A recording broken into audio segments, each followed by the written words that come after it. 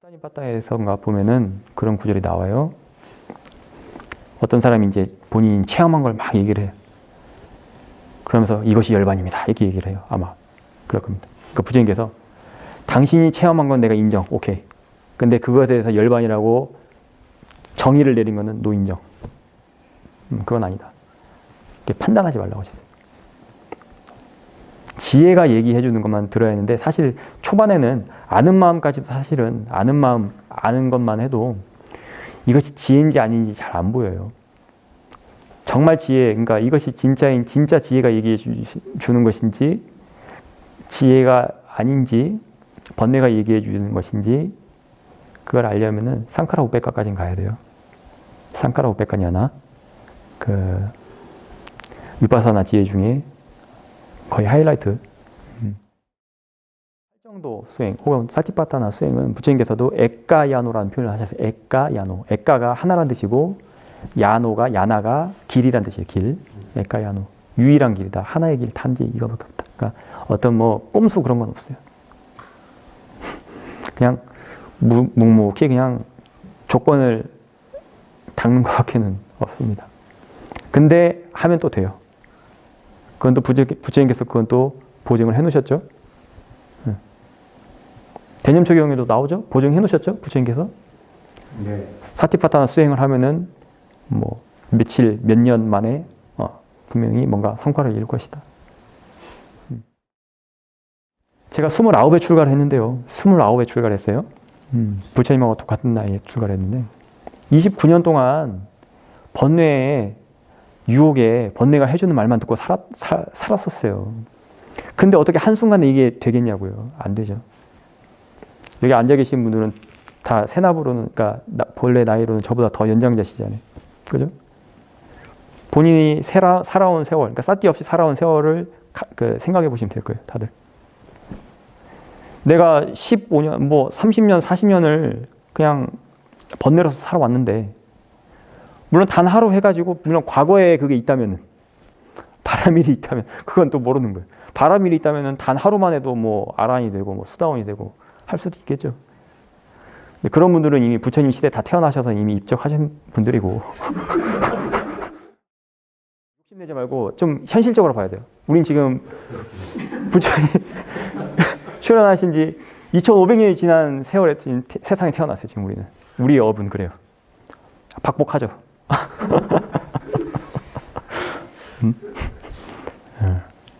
이미 그 수승하셨던 분들은 다 그때 태어나셔가지고 부처님하고 같이 불사 열심히 하시고 다 열반이 드셨어요.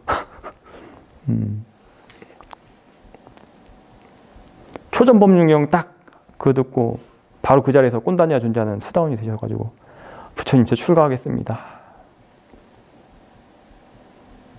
사리부타 존자는 아사지 존자 뒤 졸졸졸 탁발하시고 가시는 아사지 존자 뒤 졸졸졸 쫓아가가지고 법을 좀 알려주십시오.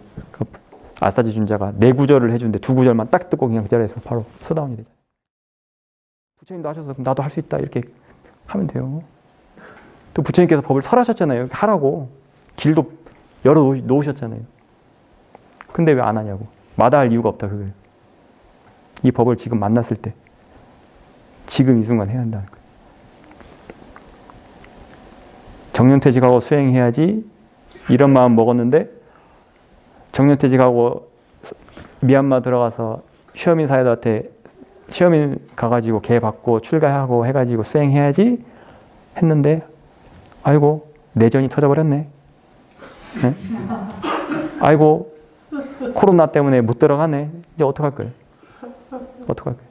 좋은 시절 다 갔다고요. 그렇게 언제 또 좋은 시절이 올지 모른다고요.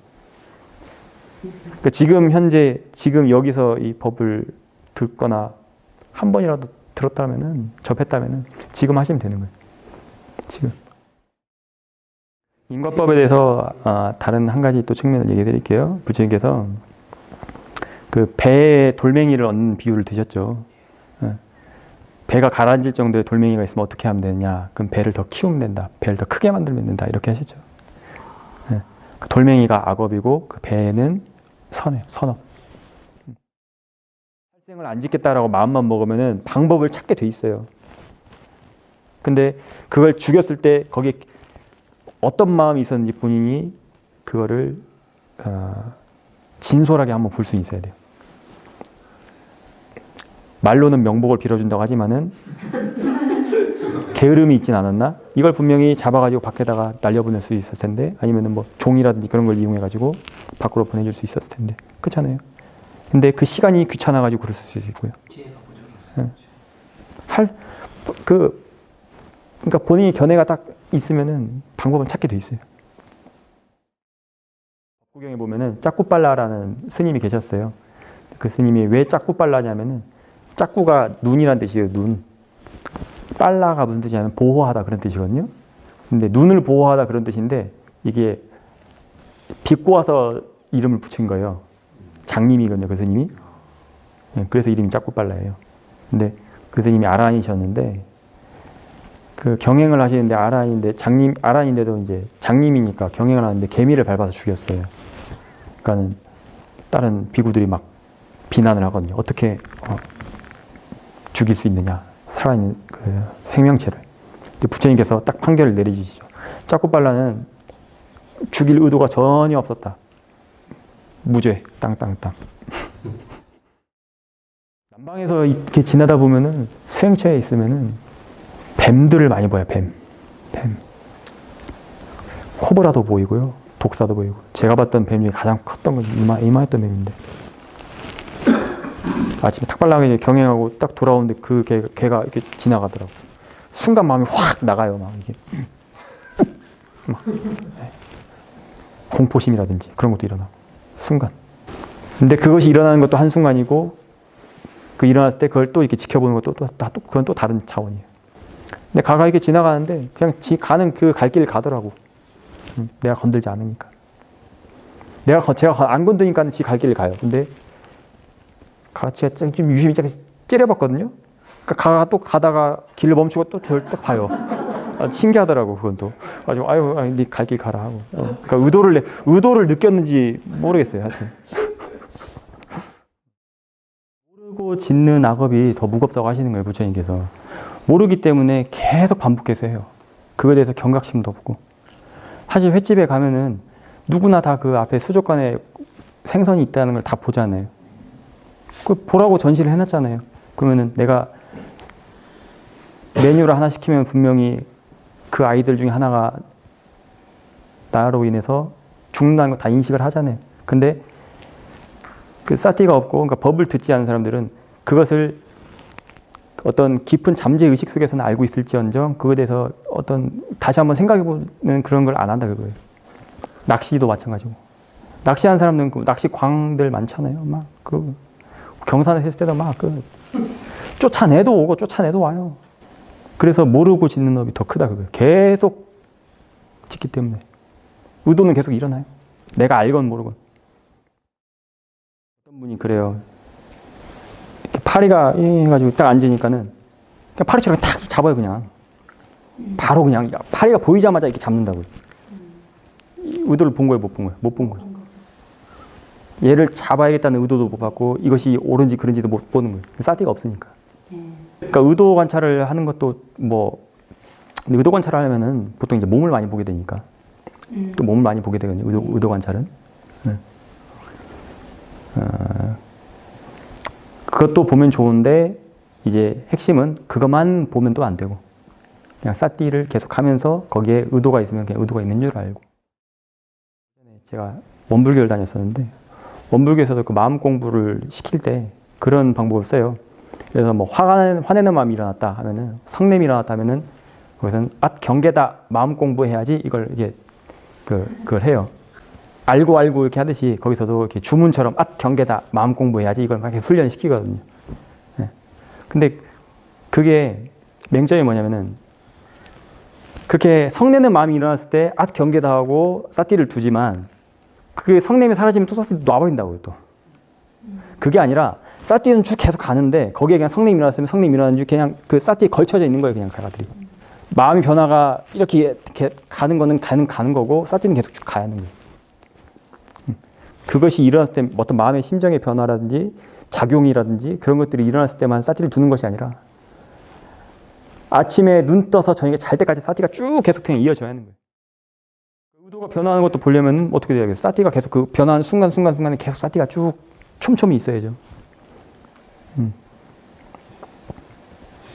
그러니까 그것도 핵심은 뭐냐 그거예요. 그러면은 그렇게 의도를 변화하는 과정을 보는 것들, 뭐 마음 상태의 변화를 보는 것들의 핵심이 뭐냐 그거예요. 핵심. 그러면 뭘 위해서? 무엇을 얻기 위해서 그렇게 봐야 하냐? 그게 이제 핵심이에요. 그러니까 그래서 이제 수행의 이제 기준을 잡아야 하는 건데, 그렇게 보는 것들의 목적은 사티의 힘을 길러서 번뇌를 해결하는 게 목적이에요, 그냥. 수행은 오로지 딱 그 기준을 딱 정해두셔야 돼요. 번뇌 해결, 이거 하나. 이걸 위해서 그냥 우리가 사티라는 것이지, 뭐, 어떤, 막, 그러니까 테크닉적으로 접근하면 안 된다, 그거예요. 뭐, 들숨, 날숨, 막, 이거에 막, 테크닉에 막 몰입돼가지고, 테크닉이 중요해가지고, 막, 숨을 코끝에서 알아차려야 합니까? 뭐, 인중에서 알아차려야 합니까? 뭐, 목구멍에서 알아차려야 합니까? 배에서 알아차려야 합니까? 뭐, 뭘 알아차려? 이런 식으로, 이런 테크닉에 함몰되는 게 아니라는 거예요. 사티를 하고 있는데 그냥 얘들이 알아차려지는 것들. 그러니까 목적이 불분명하면 수행이 이게 뭐라고 할까? 표류를 하게 돼요. 표류. 테크닉적으로만 접근하고.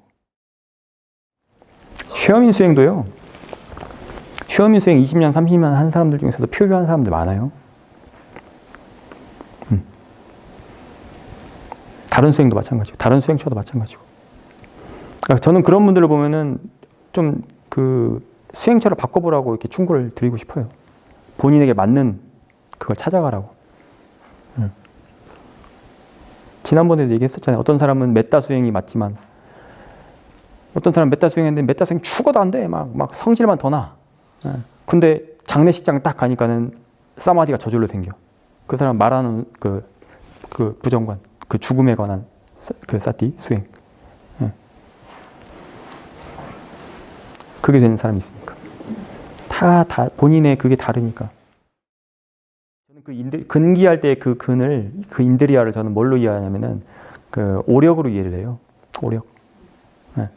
오력도 오력이라고도 하지만은 다섯 가지, 그러니까 반자, 발라가 힘이란 뜻이거든요. 반자, 발라, 그러니까 오력이라고도 하지만은 오근이라고도 표현하거든요. 반자 인드리아라고. 기능, 다섯 가지 기능. 다 다르기 때문에 굳이 한 곳만 막 뭐 의리 지켜가면서 그렇게 본인의 수행에 아무 진전이 없는데 그렇게 할 필요가 없다 그거예요. 발품 팔고 해가지고 나한테 맞는 수행처를 찾아가서 본인한테 이득이 되는 걸 해야죠. 그러니까 절에 오는 목적이 스님 얼굴 보러 오는 것도 아니고 뭐 의리 지키러 오는 것도 아니고 뭐 친목 다지기 위해서 오는 것도 아니에요.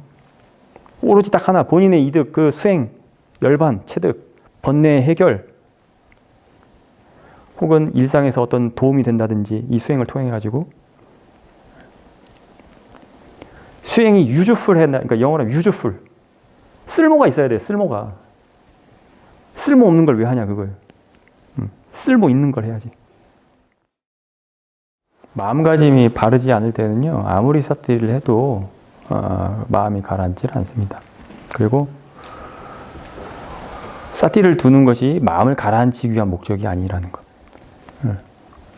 마음을 그러니까 사티는 어떤 다른 여타, 사티를 둔다는 것 이외에 다른 목적이 없어야 돼요.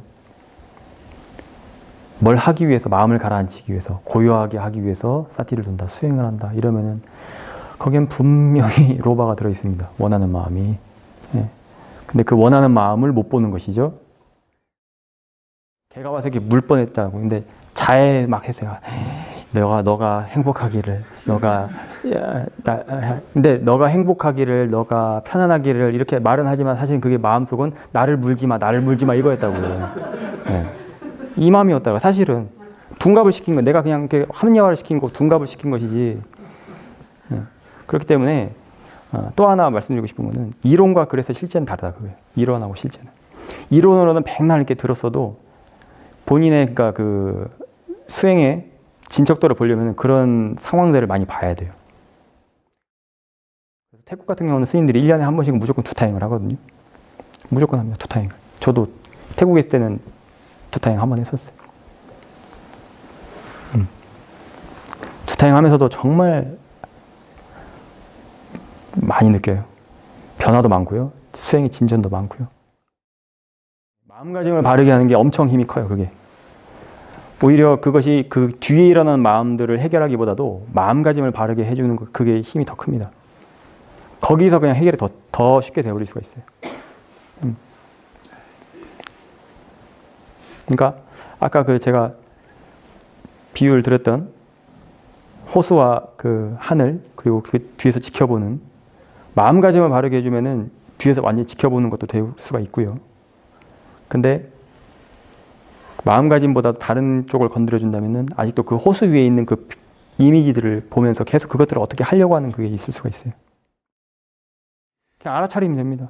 아, 지금 어떤 느낌이 있구나. 그럼 그냥 그 느낌을 알아차리면 됩니다.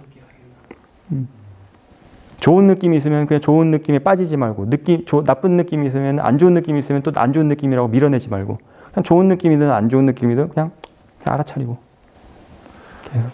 그래서 나중에는 처음에는 이게 보면요, 편차가 좋은 느낌, 나쁜 느낌 막 이래요. 막 이렇게 뭐 널뛰기를 하잖아요. 사띠를 계속 두면서 그냥 마음가짐을 바르게 해주고 하면은 이 간격, 이 편차가 계속 줄어든다고요. 계속 줄어들어요. 그러다가 이제 우백가로 가는 거예요. 우백가, 평정. 그 우백가를 알아야지 이제 중도도 알 수 있어요. 그리고 그 우백가를 알아야지 마음 보는 것도 매우 수월해집니다. 사마타 수행에서 보면은 사선정 다음에 이제 그 무색계 선정을 한다고 하잖아요. 사선정의 하이라이트가 뭐예요? 사선정, 그 색계 선정의 하이라이트가 우백가잖아요. 그 우백가가 돼야지 마음으로 무색계로 넘어갈 수 있다고요. 그래서 그 과정들을 계속 겪어야 돼요, 본인이. 근데 겪을 때마다 알아차리는 순간 얘가 이만큼 점프할 것이 이 정도밖에 점프를 안 한다, 그거예요. 네. 근데 또 이만큼 점프할 것이 알아차림 해가지고 이만큼밖에 점프를 안 했는데 또 알아차림을 놓쳐버리면 다음엔 또 이만큼 또 점프를 해버린다고요. 그러니까 본인이 하는 만큼 받아요. 그러니까 이 수행은 이 수행은 부처님 사티파타나 수행은요, 너무나 공정해, 페어해요, 페어. 내가 한 만큼 받아요. 프로그램이 또 다릅니다. 두타행마다. 저는 공동묘지에서 잡은 적은 없고 쓰레기장에서 잡은 적은 있어요. 쓰레기장. 그러니까 두타행 중에 어떤 두타행이냐면은 정해주는 대로, 타인이 정해주는 대로 가서 자는 두타행이 있거든요. 그러니까 내가 정하는 게 아니라 쓰레기장 가서 자라고 하면 자야고, 화장실 옆으로 가서 자라고 하면 자야고, 공동묘지 가서 자라고 하면 자야고, 그게 두타행 중에 하나가 있어요. 그리고 이제 하루 한 끼, 일종씩 하고 하루에 20km를 걷습니다. 그 태국 땡볕을 직방으로 맞으면서. 그래도 그때가 1월에 보통 하기 때문에 그때가 그나마 선선한 시즌이어가지고 그때 많이 하고. 네. 저 중간에 15일 차 때 한번 알아두었어요. 이틀. 네. 너무 체력이 완전 방진돼가지고. 선풍이라고 하죠. 미얀마 선풍이 있고 태국 선풍이 있는데, 태국은 사리부타 존자보다 마하카사파 존자가 넘버원입니다. 두타행. 20일 하니까? 저는 한 달 했습니다. 한 달? 네. 한 달 동안 20km를 하루에 20km씩. 그래서 제가 했던 그 두타행은 약간 필그리미지 형식이었어요. 그래서 그 제가 출가했던 절의 큰 스님의 그 유적지라고 해야 할까? 그 스님이 머물렀던 절들을 계속 이렇게 돌아다니면서. 그래서 약간 제가 했던 두타행은 좀 약간 너무 정형화되어 있는, 좀 형식적인, 좀 현대적인 두타행이. 습속 전통 스님들이 한 두타행은 그게 사실 좀 더, 하여튼 그게 좀 더 그거 하죠. 와일드하죠. 되게 와일드합니다. 진짜 막 숲속으로 막 이렇게 걸어가고, 막 사미들도 같이 하고, 사미들도 해요. 80 먹은 노인도 하고요. 뒤늦게 출가해가지고 한 스님들도 합니다. 근데 어쨌든 그 하면은 태국 그 작년이 같이, 아니 2년 전에 페이스북을 봤는데 어떤 한 노스님이 혼자 두타행을 쭉 하시는데, 두타행하는 스님이 지나가잖아요. 그러면 그 스님이 거기를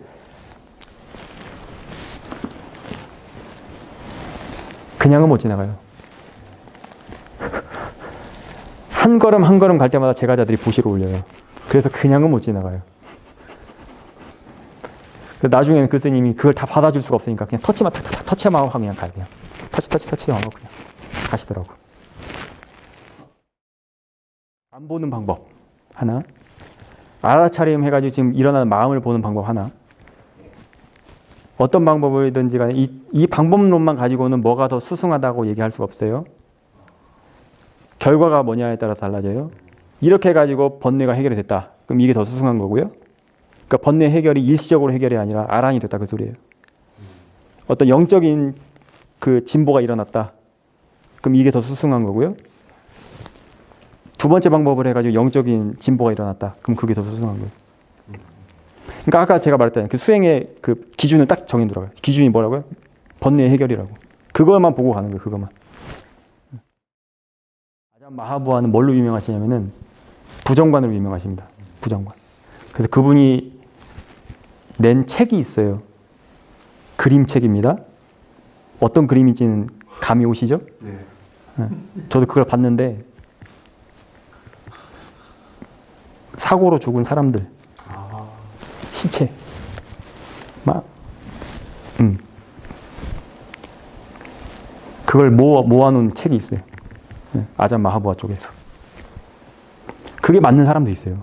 그걸 통해 가지고 참 정말 이 몸이라는 것이 정말 집착할 만한 게 아니구나 해가지고 그냥 몸에 조복을 받는다고 하잖아요. 한국의 표현이. 그렇게 되는 스님도 있습니다. 그 성향이 맞기 때문에.